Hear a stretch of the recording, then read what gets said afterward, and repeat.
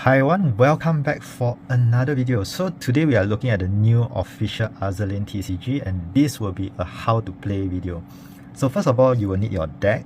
So there can be 50 cards in your deck. Basically, your deck has to be made out of several different kinds of cards. But first of all, the most important card is your flagship cards. So flagship cards are recognizable by them being double-sided. This is the side they start with, and you flip them over once they have reached an awakened state. So these are some of the other flagship cards that we can get, at least for wave 1. We have, I believe this Turbids, we have Warspite, I think this is Lexington or Sarogata, I can't recall her name. And of course we have our aircraft carrier from Eagle Union. So this is the back of the cards. This is the state they start with, and we flip them forward. This is the state they start with, and then we flip them over because these poses look a lot more impressive. Okay, so apart from that, what are the other cards that we have? Of course, this is a very important card. This is our Wisdom Cube. We have 10 of this in the deck, where we use as resource to pay for the cost of our ships and other event cards. So of course, apart from that, this here is an event card. Usually they offer like one time off kind of effect that will help to boost or turn the tide during combat. And of course the other cards being our basic ships that we use to support our flagship in battle. So total that will form our 50 card deck. You cannot have more than 4 cards of the same name in a deck. How many event cards you want to mix in versus how many other ships you want to mix in is entirely up to you, but you cannot have more than 4 of the same name cards in a deck. Okay, so now that we are done with deck building, oh yeah, one very important rule in deck building is you notice cards actually have a color. So these are all our blue cards. We have yellow, and of course we have black. So each color actually represents a different fleet. We have black for Iron Blood, yellow for Royal Navy, and blue for Eagle Union. You cannot mix cards of different colors together. So basically your deck has to be the same color as your flagship. So obviously, if let's say you use Warspite, you can't use any of the blue cards to support Warspite. So your deck has to be the same color as your flagship card. Okay, so now we get that out of the way. So of course, the important thing to note is also what are some of the card elements. So on the top left here is actually the cost of the card. Over here, what are the effect if let's say this card were to support our other ships in battle. So it will give the supporting ship plus 100 attack power. This is the attack power on the bottom left of the card. Over here we see the rarity. This is a N rarity, and of course we have our card effects. It's in Chinese, but so far if you want to find out what's the different effect of the card, go to the official TCG website. I'm sure if you use Google Translate, you can get more or less a good enough accurate description of the cards, and all the cards actually I've seen are already up on the database, so that's nice. So of course the first thing to do, this is where we put our deck. Let me get our flagship cards out of the way. So top left here you can see basically what is the turn order, or the different phases in a turn. So once you have your deck ready, shuffle and everything ready, you put your Wisdom Cube in the bottom left. Over here, this is our Wisdom Cube. This is our resource area, and this represents our area where we play our ship. So our flagship of course is in the middle, being guarded by the other ship. We have our front row and a back row.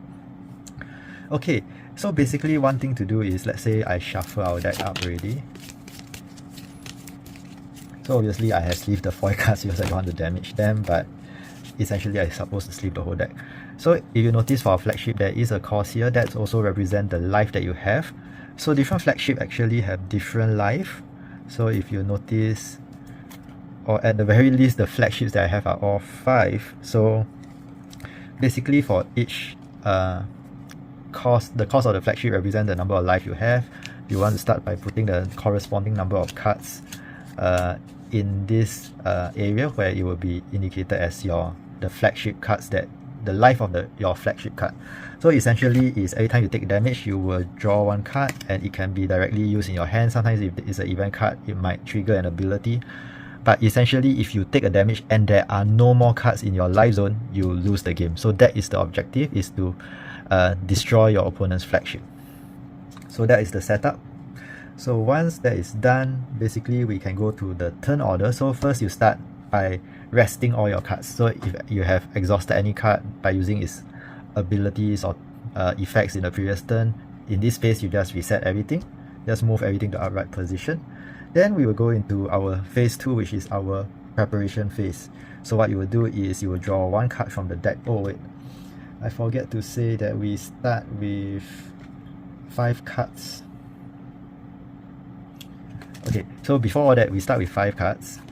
If let's say you look at your hand, and like in this case where we have 3 of the same card, probably is not that helpful, you get a chance to actually do a mulligan, which means you just put your cards back and you redraw 5 cards again. So anyway, for the sake of this, I'm not going to redraw.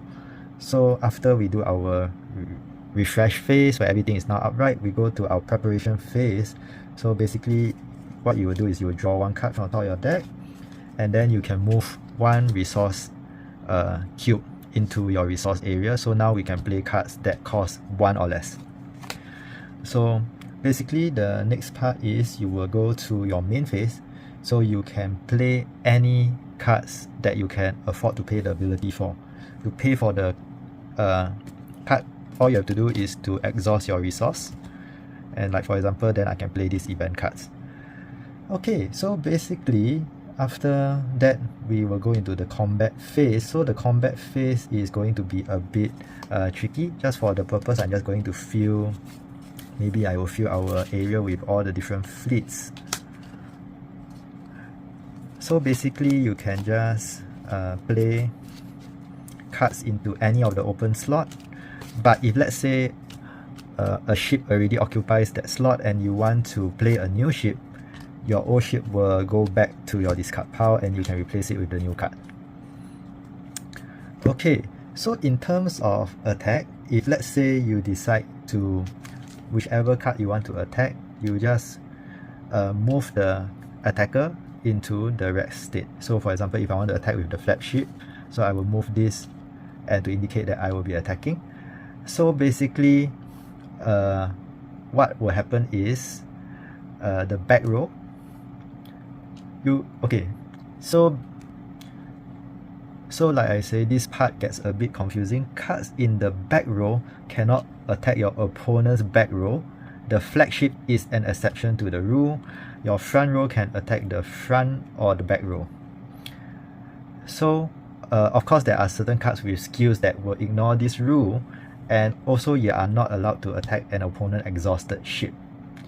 That is what I believe is my understanding. Of course, if let's say I am wrong, do correct me in the comments. That is what I have gathered so far from just a preliminary read of the rules. So basically, back row can't attack back row. Your front row can attack the front or back, and of course flagship is an exception that you can attack either front or the back row. Okay, so once opponent, so like I said, you cannot attack an opponent ship that is already activated. The only exception is if your opponent flagship is activated, you can still attack it. So the next thing you need to do is about if you want to use supporter ships. So like I said earlier, you will notice at the side there is this indication. So basically what it means is if you use this card to support your attacking ship, it will provide a bonus of, like in this card case, 100 attack power. So if let's say you want to use a card to support the ship, all you have to do is to, first of all, you can only use adjacent ships to support. So for example, if I'm using this flagship to support, I only can use these 3 to support. So if I'm going to use them as a supporter, I will have to exhaust all of them. So basically each of them will provide a bonus of 100, which means that now my flagship has 9, my math is really not mathing.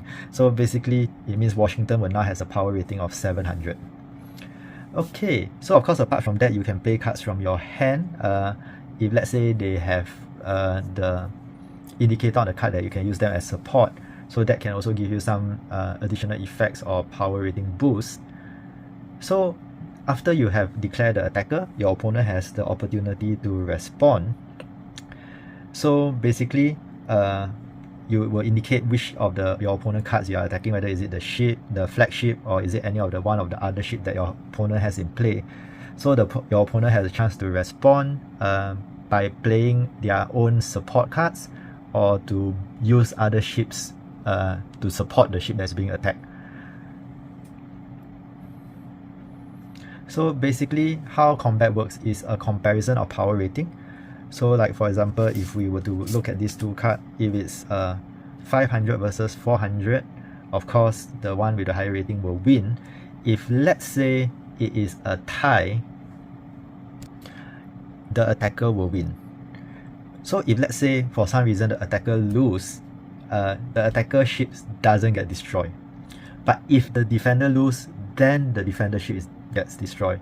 So in this game, of course, attacker has the priority. So I repeat that part again. You compare power ratings. If let's say there is a tie, attacker will win. If let's say the attacker lose, the attacker ship doesn't get destroyed. So if the defender loses in the comparison of power rating, the defender ship will get destroyed. Okay. So of course there will be other effects like, you know, at the end of battle, or when the card is defeated, or when damage is dealt. So all those effects will trigger if the following conditions are met. So of course you can choose to attack more than once per turn, and basically if you choose another attacker, the whole steps will continue again. But of course, if let's say you already use cards to support the ship in combat, so now you cannot attack again with any of the exhausted ship. So cards that you use as supporter or cards that you use as attacker are exhausted now and cannot be used in another combat. So after combat is done, you will trigger any like end of turn kind of effects, or any of those following conditions that are met, like, you know, earlier when at the end of battle or when the card is destroyed and so on. So that is our final end step, or our cleanup phase. So the turn will now pass on to your opponent. So the only other rule that I haven't explained yet is about awakening. So basically, to awaken the ship, so like I said, the only other rule that I haven't explained is how do you awaken the ship. So this represents the life, is not the cost you pay to awaken the ship. Basically, the awakening condition is actually spelled out on the card. So if let's say you still do not know what's the translation, you can either use your phone, you know, camera app, use the Google Translate app to translate the effect. I think so far the translation is quite accurate. Or like I said previously, you just go to the official website. There is a card database. All you have to do is use Google Translate. Naturally, the translation is quite accurate. So for Washington here, if you can see the second line here, this actually represents the awakening condition. So basically, to awaken Washington is when her durability is 1 or less. Then you will flip to the awakening side. So of course, you can notice that when you flip to the awakening side, the power rating is stronger. So that will give you an edge in battle.